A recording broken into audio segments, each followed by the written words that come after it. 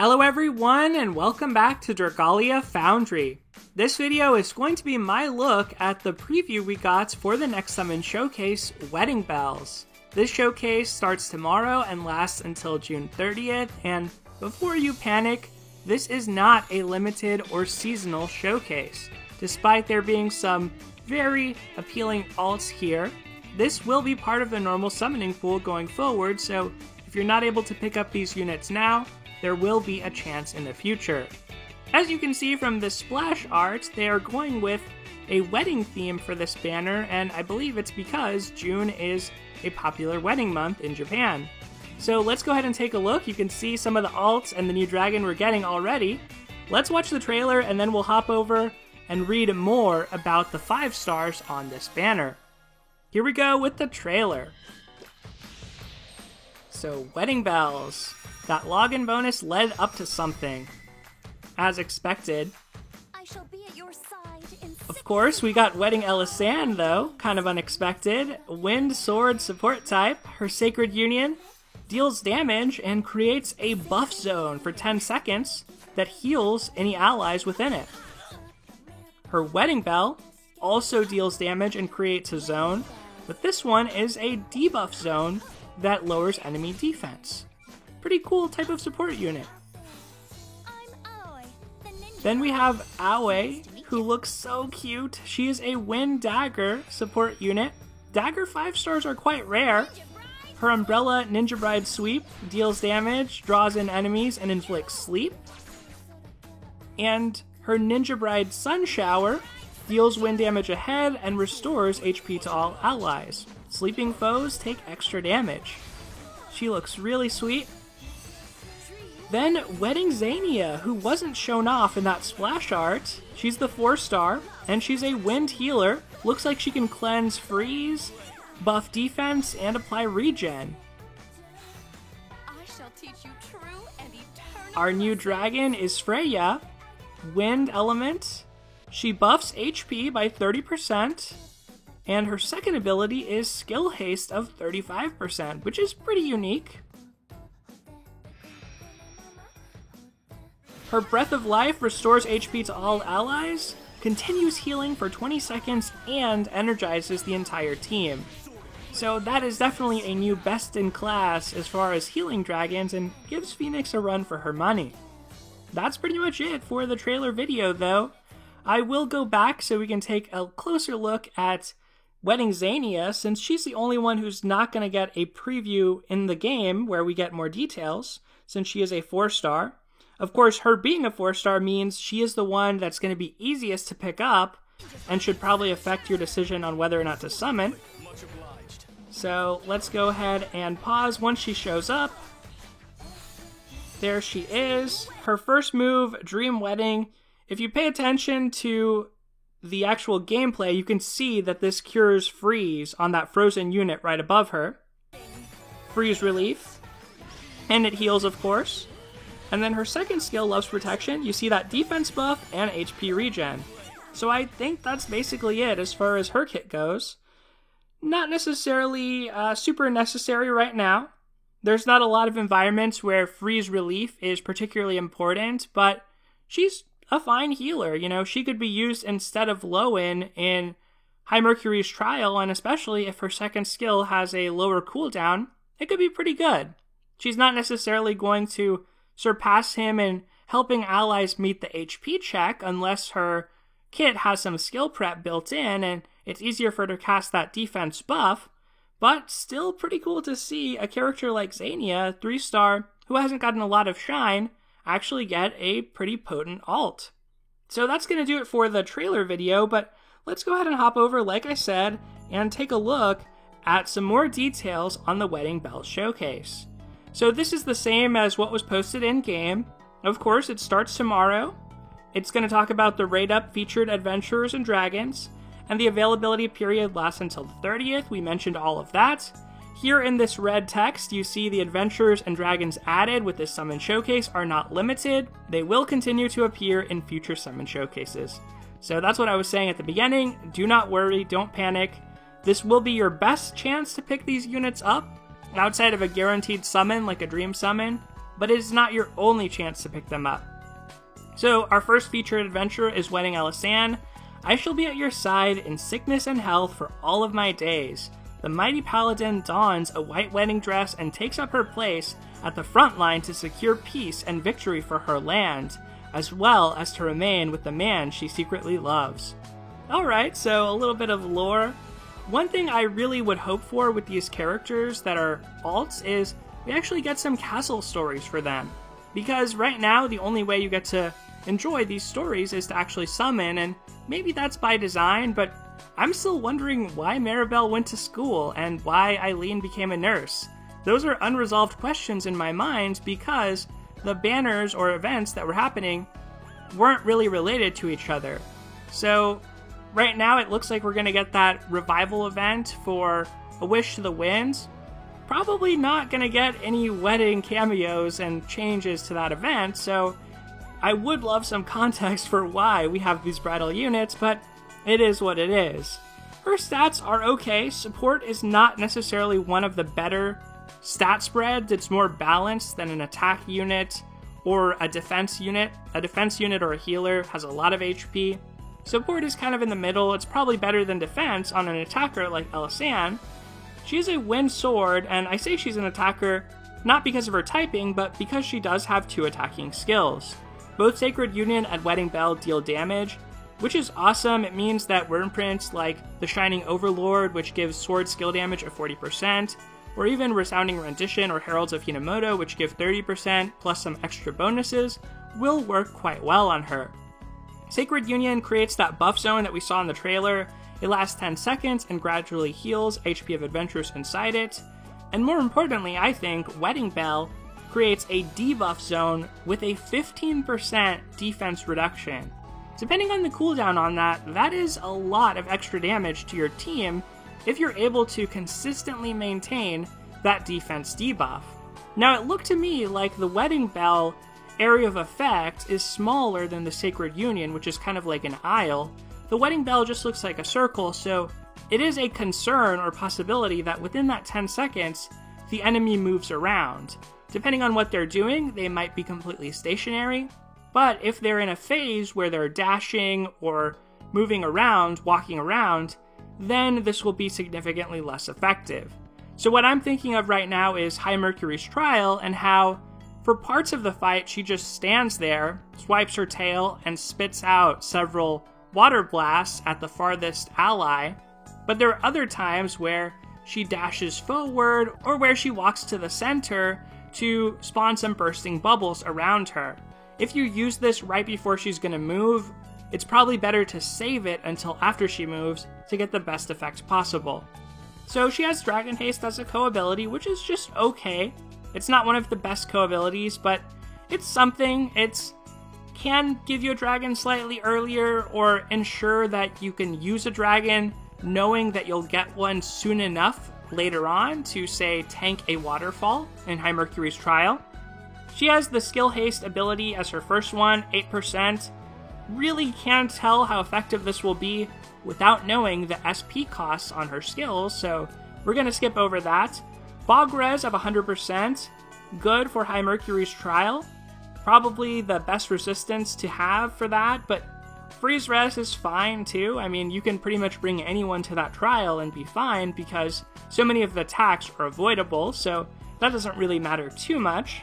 Strength Double Buff of 13%, 15-second buff of 13% strength is very solid, and the 5-star Wind Sword, Durandal, does buff defense, so there is a way for Alisanne to, self-contained, be able to buff herself and actually utilize that strength double buff, which is always a plus.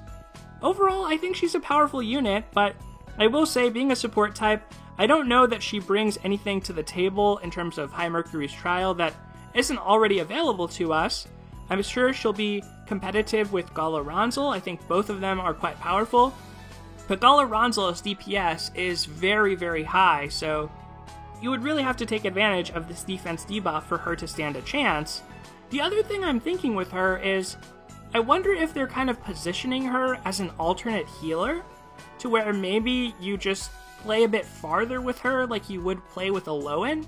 and don't focus as much on damage, but basically just have a few timely wedding bells and heal your team with a few timely sacred unions, but for the most part bait the ranged attacks of High Mercury.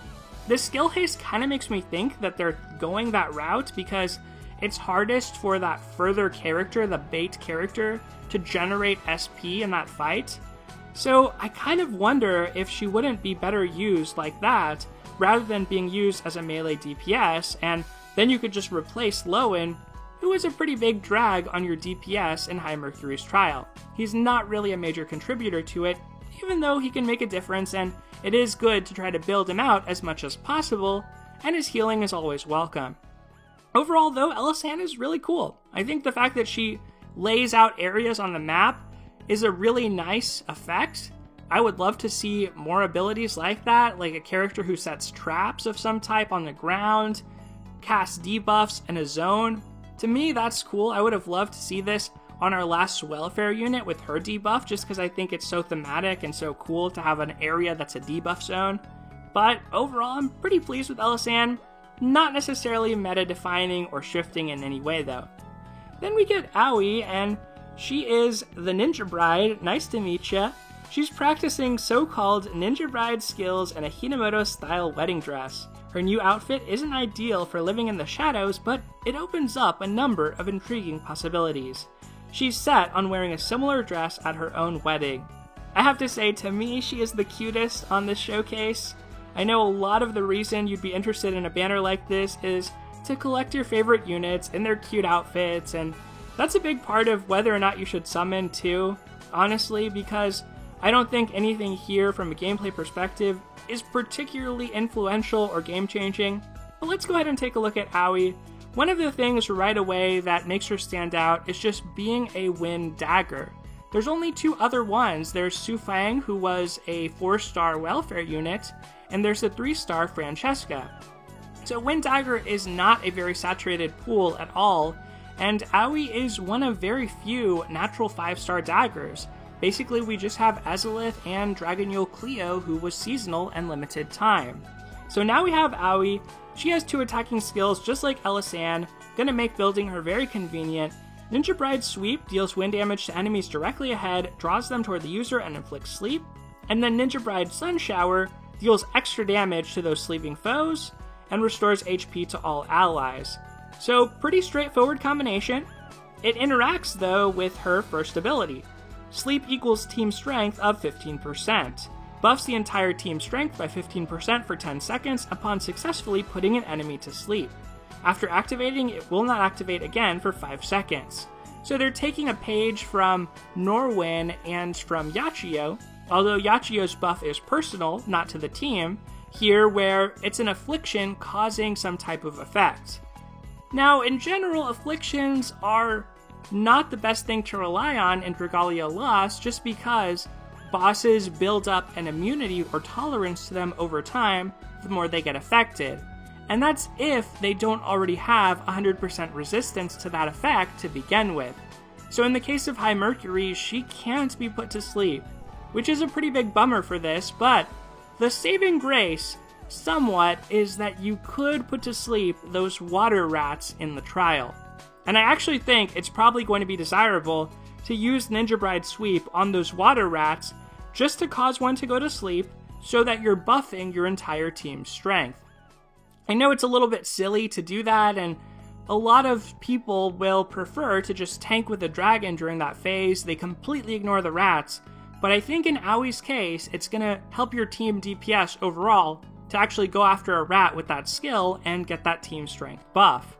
Maybe if you're coordinated with your team, you can even leave a few rats as stragglers for later to get a second buff, but I wouldn't really count on it just because they get caught up in a lot of attacks in that battle and they just tend to die off, and sometimes you really want to kill them off because otherwise they can knock you into a whirlpool which might be fatal for you.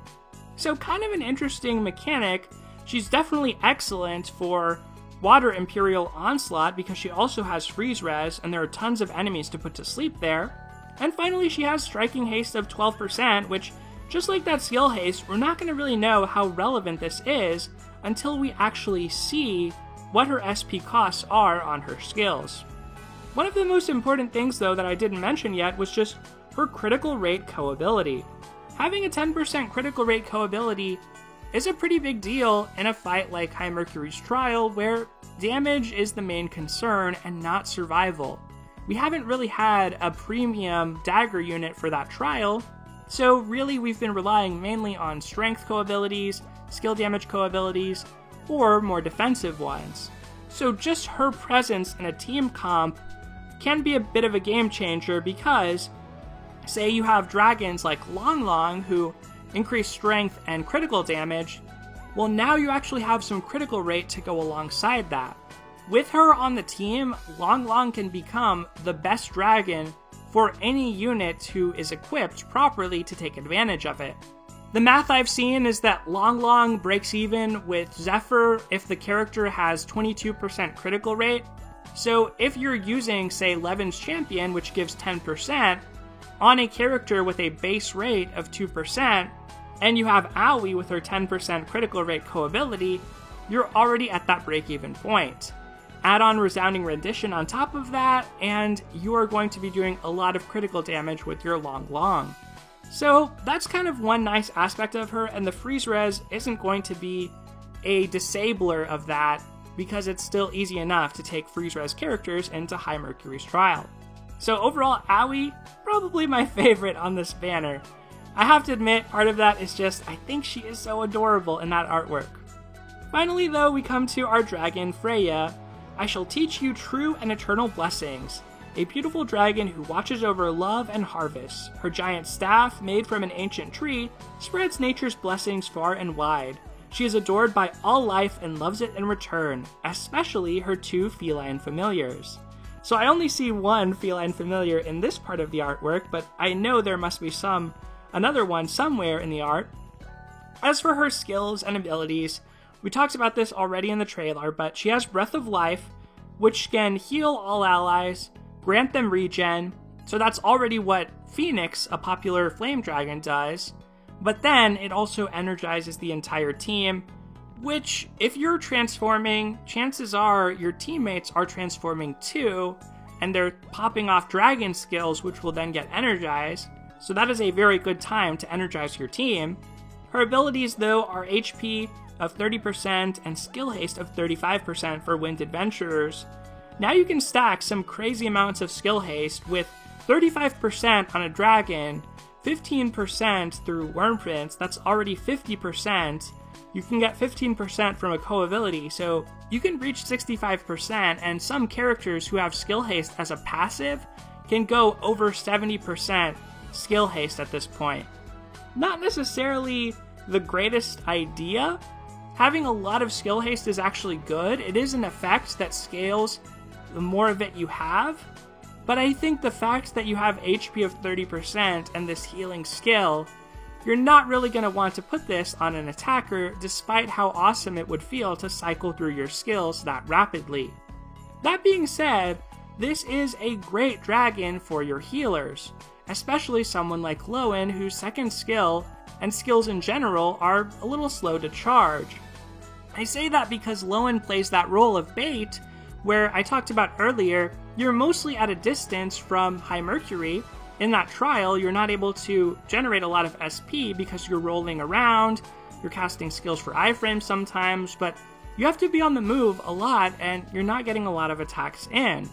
Well, this kind of makes it so the attacks you get in count and actually contribute to your skill gauge, hopefully in a meaningful way.